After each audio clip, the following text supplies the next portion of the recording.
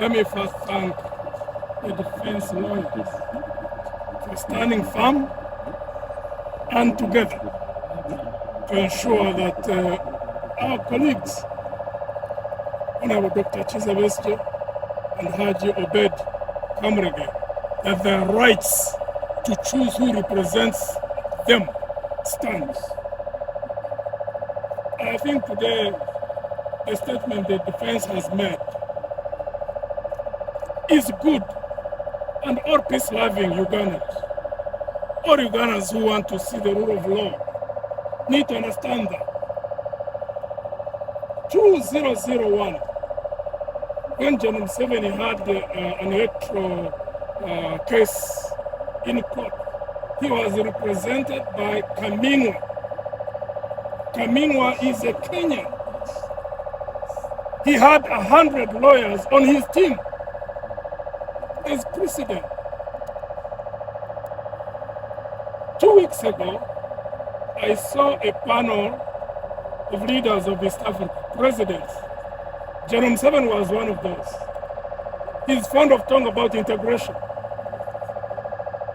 I saw him doing analysis of what has caused weakness on this continent, and he was referring to the chiefs of the past, which he does all the time. For East Africa to be united, for Africa to be united, leadership at the top is very, very critical. You walk the talk. You don't say all the nice things, and your actions contradict what you talk about in public. There's absolutely no reason why, when Dr. Chizabesje and Haji Obedi Kamrege choose to have Honorable Martha Karua to be the lead counsel, and it becomes a problem. I absolutely don't see any reason why. Now, every cloud has a silver lining. Our colleagues now are going to be in prison maybe for the next, now by 7th of January, it's going to be like 2 months. Of course, they're going through a lot of pain. The silver lining in that you stood firm, keeps on exposing this government. To masquerade in life is not good. When you are masquerading, the longer a process takes, the more your real colors come out. Because people see contradiction between theory, what you talk about, and practice, what you do. So much as the two colleagues are going to suffer, it's good that time keeps on exposing these people in government. My advice, those who are in government, many of whom are colleagues because we serve together, no government is permanent. All of them leave power at some point. So I'll keep repeating what I keep raising all the time.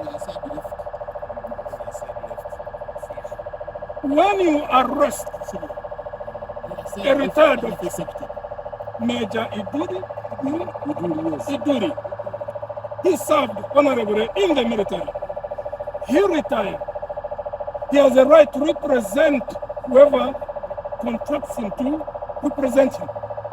You go and abduct him. I would like to ask all the officers who are in uniform, including the generals at the top, what do you think? When you honorably serve, many of them have been shot at, many of them have been wounded. They have continued serving this country because many of them love to see justice, love to see peace, love to see a country which is developing. But when you have served and you have left, your own colleagues who are still in uniform come and treat you the way they treated that major. I don't even know him, I've never interacted with him. What does that mean to you who are still in uniform? What does that mean? That you make sacrifices for a country. That even when you get out of uniform, you have got rights like any other individual. You don't have to be on the side of the regime. You do whatever you want to do. That's the country we want to see. My advice, those who are in government, be sure that as day follows night, there's going to be a day when you want to be in those offices. I appeal to you, do things now when you are still in government that will enable you to leave uniform and offices, ministries, whatever, so that you can find a country where there is justice. Whatever you are doing, that you have got rights and freedoms that are going to be protected by the law, not by any individual. Not by any individual. We thank you, members of the press. Thank you. Right is might. That's what many people don't understand. Right is might. So the Ugandans who are terrified and they keep on withdrawing and say, oh, things are trying on, things are trying on. This is our country. This is our country. The only way we can shape the future to be as we desire it to be is to keep firm, including those who are in government. And to our, it's unfortunate this happened in a neighboring country, Kenya, which we have always felt secure in. What they did now, imagine, exemplifies what happened more than 30 years ago.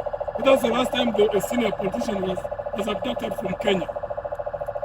That was the late Mugisha Muntu in Nairobi. That was the second UPC government. When they abducted him from Nairobi, we know, those of us who were in the bush by that time, all our external committees scattered. They all ran out of Nairobi and they went to Sweden. They need to ask themselves, really, you want the same thing to happen 30 years thereafter? Finally, I see the law of cumulative effect unfolding. So we should not lose heart. Even those who are in Syria, for 50 years, never thought that Assad and his family would ever get out of power. 1 week is nowhere to be seen. That's what the law of cumulative effect does. Those who are in government need to understand how it operates. Those who understand how it operates, I suspect will sober up. May God bless you. Before she takes over, just one word about him, retired Major is talking about, because it's about liberties. Do you have something big?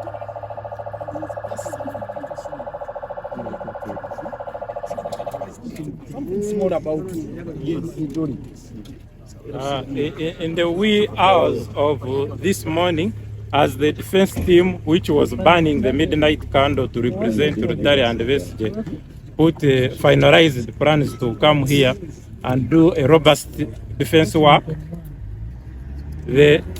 some criminals from UPDF abducted retired Major Ronald Iduri from his home in Werenga and disappeared him with the sole purpose of frustrating the defense team of Vestige and Rotary.